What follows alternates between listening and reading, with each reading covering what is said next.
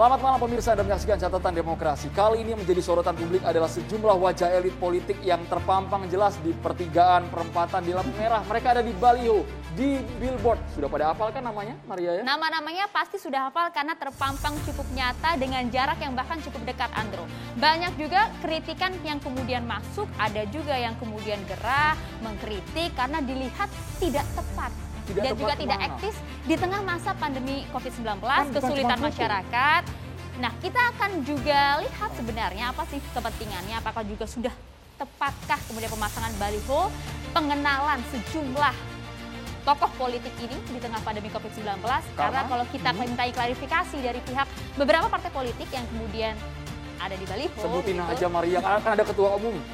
Ya, ada ketua umum Partai Golkar, Erlangga Hartarto, kemudian ketua DPR RI. Puan Maharani, jelas tuh, sudah banyak, bahkan bukan hanya di ibu kota, tapi juga sampai ke daerah, ke pelosok-pelosok daerah. Itu bahkan, bukan hanya foto Maria, ada juga narasi yang mereka bangun, kerja untuk Indonesia, apalagi kepakan sayap kebinekaan, beragam kan? Dan bahkan ada tahun 2024 di sana.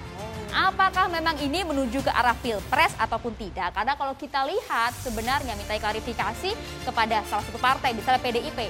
Katanya memang ada perintah kok dari atas, dari partai maksudnya, Andro. Coba kita dengarkan langsung, karena ada perbedaan pendapat ini. Politisi PDI Perjuangan Arya Bima mengatakan bahwa tidak ada sebenarnya itu yang namanya instruksi dari atas ke bawah. Kita simak bersama berikut ini.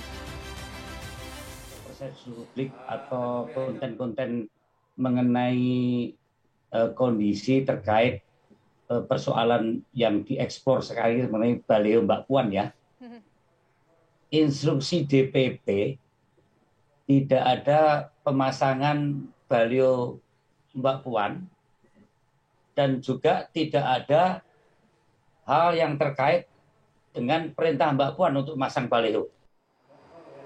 Tidak ada perintah dari Mbak Puan Maharani, tadi kata politisi PDI Perjuangan Arya Bima. Karena kalau kita lihat sebenarnya sebelumnya ada perbedaan statement antara Wali Kota Solo, Gibran, kemudian juga ada Gubernur Jawa Tengah, Ganjar Pranowo, dan juga kalau kita lihat ada perbedaan dari Ketua DPC PDIP Kota Solo, FX Rudi. Kalau kita lihat nih, ada beberapa perbedaannya. Beda pengakuan Gibran, Ganjar, dan juga FX Rudi soal instruksi baliho Puan. Apakah betul ada instruksi langsung dari partai atau tidak? Apakah ini sebenarnya dinamika yang terjadi di internal PDI Perjuangan? Kok bisa satu bendera seperti itu, satu mesin partai politik, tapi berbeda suara? Coba kita dengarkan. Bukan hanya screen capture, tapi ini merupakan pernyataan dari Wali Kota Solo, Gibran Rakabuming Raka. Semua kader memang ada instruksi. Itu memang harus wajib untuk kepala daerah atau pribadi? Ya tanya yang ngasih instruksi. Dari DPP langsung atau DPC? Dari DPP. Semoga mereda juga Maria. Karena ini publik tuh sudah yang namanya netizen ya, mengkritisinya luar biasa. Itu tadi Wali Kota Solo, sekarang Maria. Tidak hanya Wali Kota Solo, tapi juga Gubernur Jawa Tengah, Ganjar Pranowo. Manuver dengan pemasangan baliho tersebut diduga untuk membendung popularitas Ganjar sekaligus mengatrol popularitas putri Ketua Umum PDIP, Megawati Soekarno Putri itu. Katanya, heleh jare sopo kui gitu. Artinya adalah kata siapa? Tidak ada, kata Ganjar. Tidak ada perintah artinya maksudnya. Tidak ada perintah tapi bisa serentak seperti itu ya, terjadi di hampir seluruh wilayah Indonesia. Memang luar biasa. Yang namanya netizen, masyarakat itu biasanya ikut bersuara juga teman-teman. Ramai juga kemarin ya di beberapa media sosial. Kita wadahi Maria, di media sosial mereka mengkreasikan sesuatu. Nah ini bukannya editan, bukan Photoshop, tapi asli loh. Pandemi belum usai 2024. Sudah dimulai. Katanya di berbagai potret baliho yang berada di sejumlah jalan. Ini beda-beda orangnya kan. Artinya banyak juga yang mengkritik dengan hal yang sama. Pandemi belum usai tapi 2024 sudah dimulai. Ini bukan kaleng-kaleng. Kenapa 2024 disebut? Karena dalam salah satu baliho kita sebutlah Pak Erlangga Hartarto Golkar. Memang ada tahun 2024 di sana, Andrew. Jelas tulisannya kerja untuk Indonesia tadi. Dan berikut ini kita tampilkan. Kalau tadi kan foto ya, itu bukan editan. Yang kali ini adalah editan. Ternyata bisa kita browsing dimanapun spanduk baliho ini ada saja. Baik itu di masa lalu, di masa depan, dan juga di masa sekarang. Ini editan semua ini ya. Ini memang artinya masyarakat kita memang sudah gerah dengan banyaknya baliho yang dipasang di tengah pandemi, atau justru semakin menyemarakkan ya pemasangan baliho menuju 2024. Kreativitas boleh Maria. Ini kreativitas sampai ada di luar angkasa. Saya baru kali ini melihat spanduk Puan Maharani ada di luar angkasa ini. Bapak para narasumber ya, luar biasa ini. Daya imajinasinya terlalu tinggi. Itulah netizen plus Dapilnya 62. siapa? Di luar angkasa siapa dapilnya? Itu dia kreativitas netizen plus 62. Langsung saja kita akan bahas ini perang baliho, birahi politik di masa pandemi. Kita akan langsung sapa. Selamat malam, kita sapa dulu Babe Haikal Hassani, salah satu penggagas dari gerakan Satu Bantu Satu. Assalamualaikum, silakan digunakan mikrofonnya, Babe. Sehat ya Babe hari ini? Alhamdulillah sehat walafiat. Alhamdulillah sehat. Ada juga Bang Fadlizon nih, politisi Partai Gerindra. Selamat malam Bang Fadlizon. Sehat Bang? Sehat alhamdulillah. Terima kasih. Kita juga mengundang Bang Kapitra Ampera, politisi PD Perjuangan. Assalamualaikum, selamat malam Bang Kapitra. Assalamualaikum, selamat malam. Dan kita juga saat ini menghadirkan langsung, ini ada politisi Partai Golkar, Bang Maman Abdurrahman. Selamat malam Bang Maman, Assalamualaikum. Selamat malam Bang Maman. Saya mau langsung ke Bang Kapitra nih. Bang Kapitra, Anda melihatnya seperti apa nih spanduk? Apakah benar? Tadi kan di lapangan terjadi dinamika, instruksi yang ternyata berbeda-beda. Kalau Anda melihatnya ini memang betul instruksi dari atas untuk segera memasang baliho spanduk di seluruh penjuru Indonesia atau bagaimana? Di internal bagaimana sih Bang? Ya, orang luar melihat sesuatu yang sumir itu menjadi yang absolut. Dan sekarang kan trennya membesar-besarkan sesuatu yang kadang-kadang tidak ada. Ini terlalu banality of political, kita terlalu dangkal berpolitik. Ini kan inisiatif kader, ya inisiatif kader untuk berbuat sesuatu, ya terhadap kader yang lain yang emang punya potensi, ya untuk membangun dinamisator di Republik ini. Kita ini selalu berprasangka buruk terus-menerus sama orang. Sehingga apapun yang dibuat itu menjadi suatu blunder. Prasangka buruk semacam apa Bang Kapitra? Ya, harus jelas juga. Sekarang begini, apakah dengan ada pandemi itu semua hak-hak politik manusia dirampas? Pandemi itu sudah diatasi oleh eksekutif. Dan legislatif kerja mengawasi eksekutif bagaimana pandemi ini diatasi. Tapi ada hak personal yang melekat, ya, yang juga tidak boleh dirampas. Kedua, kalau baliho itu dibuat, itu kan ada lapangan kerja baru dalam masa PPKM ini, ya. Itu UKM kan hidup jadinya. Pengusaha digital printing maksudnya. Jadi ada cross job namanya. Sehingga semua itu punya kemanfaatan. Cuman karena kita melihat dalam aspek banality of political, kedangkalan berpolitik, semua itu dianggap suatu permasalahan yang dipertentangkan menjadi suatu konflik dan polemik. Artinya ini merupakan keinginan langsung dari Mbak Puan Maharani atau memang ada itu yang inisiatif dari kader dari bawah, bottom up. Ya. Kan Ibu Puan juga udah dikenal kok di seluruh Indonesia ini. Nggak perlu pakai baliho juga dikenal. Tapi inisiatif dan bahasa-bahasa di baliho itu kan bahasa-bahasa yang sangat harmonis. Kalau inisiatif dari kader bawah artinya kan sebenarnya harus juga disetujui oleh pucuk pimpinan. Ini nama inisiatif dan inisiatif yang dibuat itu bukan melanggar konstitusi partai. Jadi tidak ada yang salah. Yang salah itu adalah orang yang menilainya dengan kacamata subjektif dengan kedangkalan berpikir. Bang Fadlizon, ini kedangkalan berpikir, ya, Bang, kalau Anda bersuara seperti itu di sosial media, Bang Fadlizon. Jadi menurut saya memasang billboard, baliho itu adalah hak dari setiap orang sebetulnya. Tidak ada masalah. Yang menjadi masalah mungkin adalah timingnya, pesannya.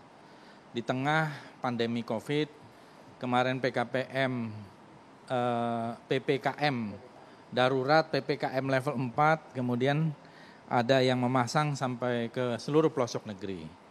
Mungkin kalau dalam keadaan normal, itu orang bisa menilai berbeda. Tapi dalam keadaan sebuah krisis, pemasangan itu bisa dianggap sebagai krisis empati. Kita juga harus bertabayun tadi, membuka lapangan pekerjaan katanya Bang. Jadi krisis empati yang tidak memiliki kepekaan terhadap persoalan yang dihadapi oleh masyarakat. Dan sudah pasti satu hal lagi, juga ini tentu tidak bisa dilepaskan orang politik nih ya, dari sebuah konteks. Konteks itu apa? pasti konteks itu adalah Pilpres 2024. Sambil lihat grafis ini Bang Fadli, ini merupakan Jadi, tweet Anda juga ya Bang. Anda bahkan mengomentari tulisan kebinekaannya Bang ya. Oh ya, detail banget loh Bang Fadli. Sangat detail, sangat cinta nampaknya dengan Mbak Kalau Puan. itu sih kritik ringan-ringan saja ya, ringan-ringan saja. Jadi yang saya kritik itu kebinekaan itu tidak pernah bisa dipisahkan dari tunggal ikanya. Jadi jangan mengedepankan kebinekaan. Yang harus dikedepankan adalah persatuan dalam kebinekaan. Kan bineka tunggal ika itu artinya berbeda-beda tapi tetap satu. Nah, kalau misalnya yang dikembangkan kebinekaannya itu keberagamannya, perbedaan-perbedaannya. Nah, padahal itu unity in diversity. Jadi ya ini kritik ringan-ringan saja lah. Tapi gitu Anda ya. juga mencoroti tentang curi start kampanye perkenalan diri padahal rakyat sedang susah mencari iya. suap nasi. Karena saya melihat bahwa ini tidak bisa dilepaskan dari konteks. Nah, jadi apalagi orang-orang yang terlibat adalah orang-orang pengambil keputusan. Ada menteri, Menko. Tapi ini inisiatif dari kader bawah, Bang Fadli. Ya itu kan bahasa politik, bahasa komunikasi politik, ya kan biasa itulah. Pak Kapitra harus bicaranya begitu. Tapi kan kita semua ini bukan orang bodoh gitu ya. Rakyat kita ini makin lama makin pintar. Kalau seragam segala template-nya itu udah dikasih. Oke lah itu dipakai aja argumentasi itu. Tapi jadi artinya menurut Bang Fadli ini ini memang dari atas. Ada perintah dari atas atau bagaimana? Itu bagi saya sih gak penting. Keberadaannya itu saja menurut saya bisa menimbulkan tadi pandangan yang pro dan kontra. Dalam keadaan biasa, tidak ada pandemi, tidak di dalam PPKM misalnya ya. Ini sudah melandai, mungkin masyarakat tidak ada masalah. Tapi hubungannya sama ini Bang, narasi tidak percaya diri yang tadi kami tampilkan karena menurut Bang Kapitra kan sudah dikenal banyak orang Puan Maharani. Ya lihat surveinya dong. Yang biasanya masang di baliho paling banyak itu, biasanya surveinya agak rendah.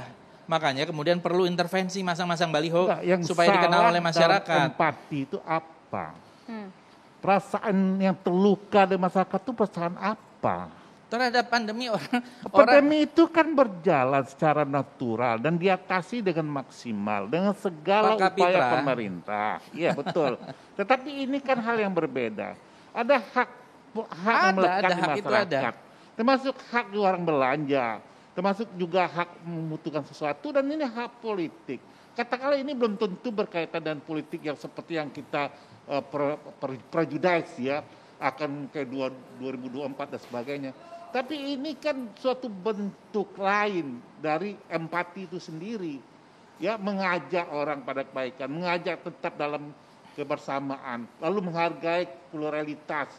Lalu dari itu baliho itu bukan dibuat oleh partai, dikerjain sendiri lalu dipasang, pasti ada juga diberikan kepada UKM yang selama ini mungkin PPKM ini membatasi gerak orang mendapatkan income. Jadi kita lihat coba dengan positif politik ya. Sehingga tidak semua kita menjadi sesuatu itu kita jadikan konflik sosial politik gitu ya. Sehingga terkesan bahwa dari PDI ini tidak punya empati. PDI juga buka posko, buka vaksin. Ya, jadi gini, ya, yang dimaksud ya dalam komunikasi politik di tengah pandemi itu kan butuh integritas, butuh kerendahan hati, butuh empati gitu ya.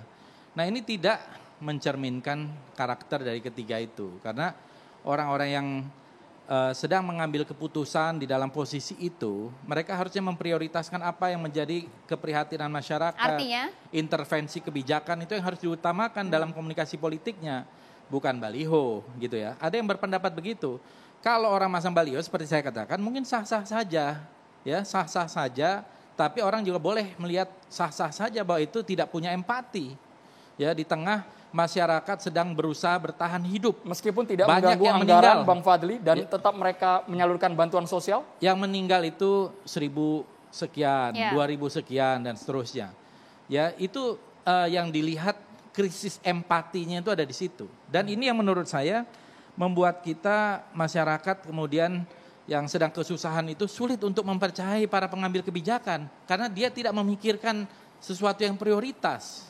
Yang dipikirkannya itu dirinya sendiri untuk maju 2024, padahal sekarang masih 2021. Ya, dan kasihan juga Pak Jokowi, seolah-olah udah nggak penting lagi gitu loh. Itu prejudice besar. Sebentar, itu prejudice besar.